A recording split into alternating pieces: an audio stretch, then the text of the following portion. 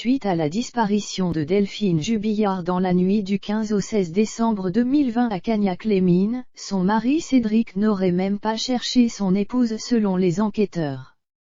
De nouveaux éléments pourraient désormais contredire les accusations des gendarmes et prouver que le peintre plaquiste a bel et bien recherché sa femme la nuit du drame.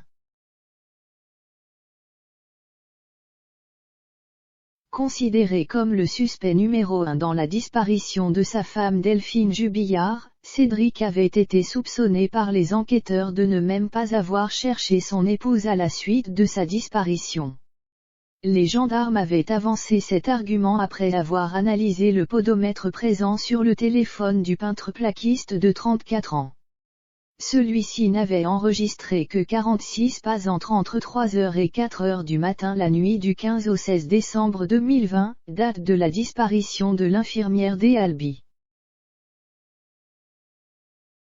Un chiffre très faible qui indiquerait en effet que le papa de Louis et d'Elia n'aurait pas pris la peine de rechercher son épouse, mais de nouveaux éléments troublants sont apparus dans le dossier de cette affaire selon les informations de RTL.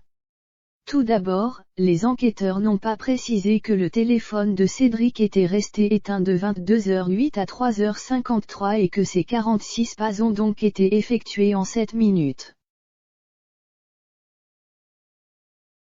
De plus, entre 4 et 5 heures du matin, le peintre plaquiste aurait effectué 255 pas selon RTL.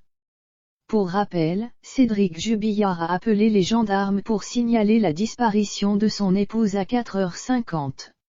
On peut donc penser qu'il a cherché sa femme dans toutes les pièces de la maison, selon les avocats de la défense établis le 16 décembre 2020. Ces nouvelles informations viennent tout juste de parvenir aux avocats de Cédric Jubillard, actuellement incarcéré à la prison de Seyss depuis juin 2021. Choqués d'apprendre ces précisions cruciales si tard, les avocats du peintre plaquiste dénoncent un acharnement sur leur client. Je peux vous dire qu'il y a bon nombre d'autres éléments qui ont été fallacieusement présentés, tordus par les enquêteurs et le parquet, a également ajouté maître Alexandre Martin, l'un des 3 avocats de la défense.